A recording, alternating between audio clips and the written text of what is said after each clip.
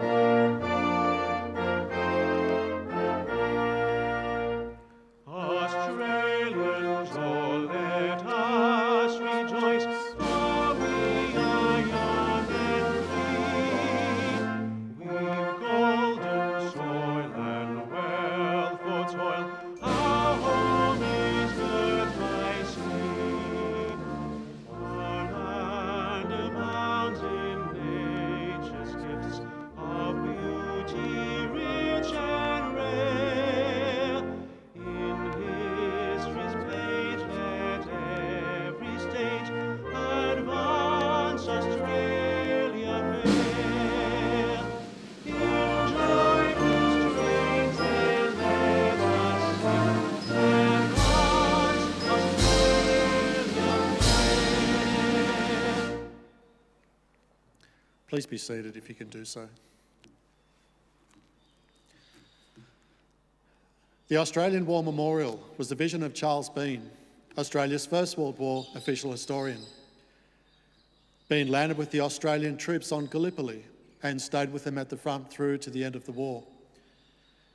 The idea of this national memorial and museum came to him at Pozières, France, in the depths of the bloody fighting of 1916. Bean's idea was that this would be a place where families and friends could mourn their loved ones buried in faraway places.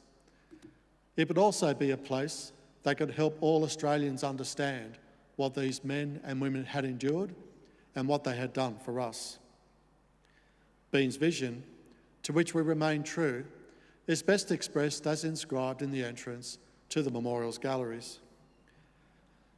Here is their spirit, in the hearts of the land they loved, and here we guard the record which they themselves made. Tonight, we will read the story behind just one of those on the Roll of Honour, which lists the names of more than 102,000 men and women who have given their lives for us in war and on operations for more than a century. But first, we present a lament, Flowers of the Forest. Wreaths or floral tributes will now be laid at the base of the pool of reflection.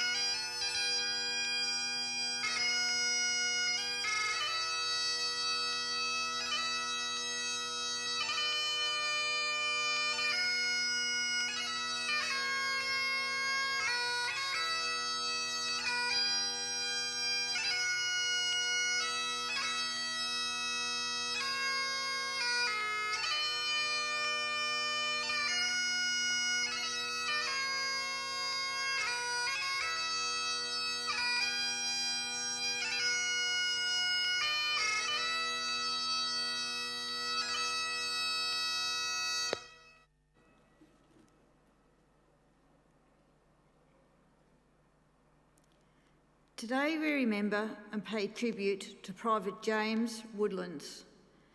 James Woodlands was born in 1897 in Beechwood, New South Wales, one of 10 children born to David and Joanna Woodlands. Woodlands' father was a well-known farmer in the area, owning land in Belangry where he grew corn and ran a dairy farm. James Woodlands was working as a labourer in his hometown at the outbreak of the war and was not quite 19 years old when he enlisted in the Australian Imperial Force on the 5th of January 1916. Assigned to the 54th Battalion, he embarked for active service on board the troopship Beltana in May that year.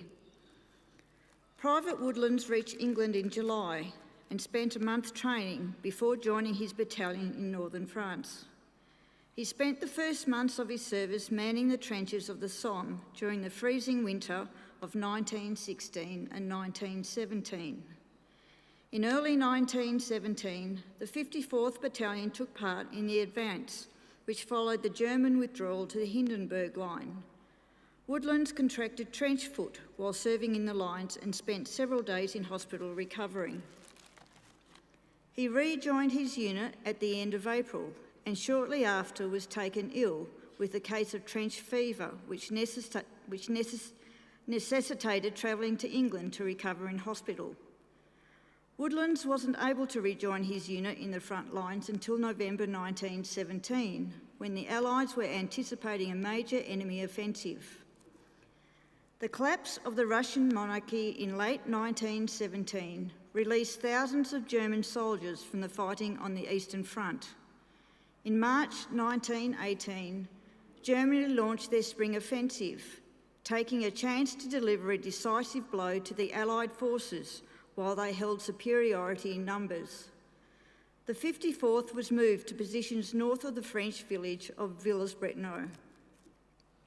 On the 12th of April, the battalion were manning the lines north of the village. Their positions were gassed and shelled by the enemy. Machine gun fire from German lines was relentless, causing many casualties. That evening, Private Woodlands left the trenches to fetch rations when a machine gun opened fire, hitting him 4 times in the chest and killing him instantly. He was 20 years old. Woodlands' platoon sergeant wrote to Woodlands' mother to extend his sympathy. He is now at rest, taking his last long sleep. All his mates and the men of his platoon wish me to extend to you their deepest sympathy in your lonely need, and I ask you to accept the same from me. The chaplain who presided over the young private's burial also wrote to Joanna Woodlands to comfort her in her grief. I am writing to convey to you the sympathy of the officers and men of your son's battalion.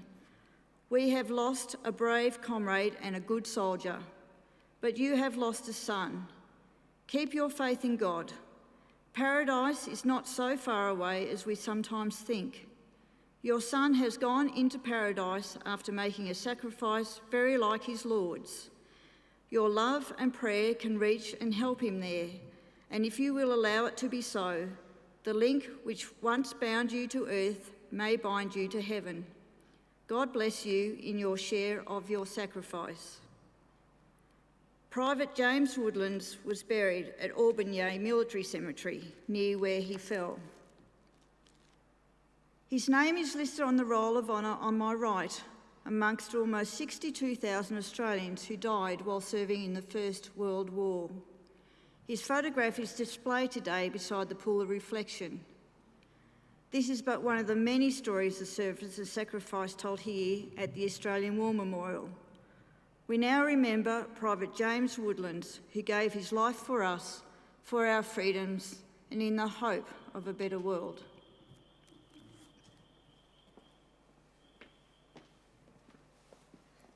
Please stand for the ode and the sounding of the last post.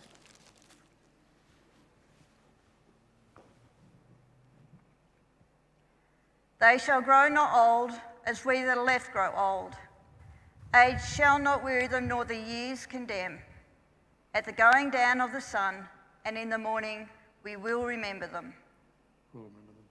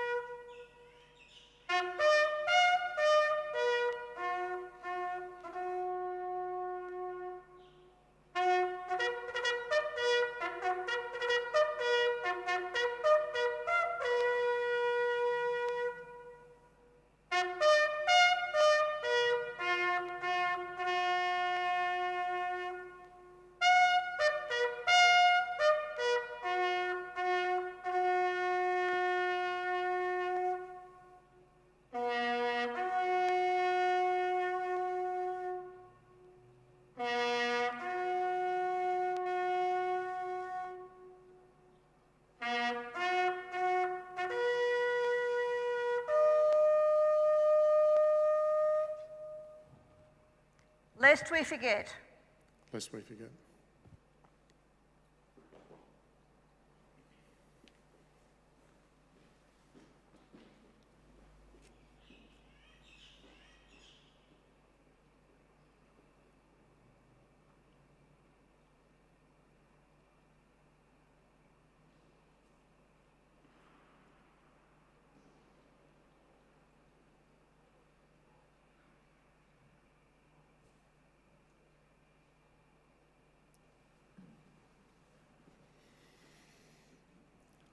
We leave you this evening with the words of the memorial's founder, Charles Bean.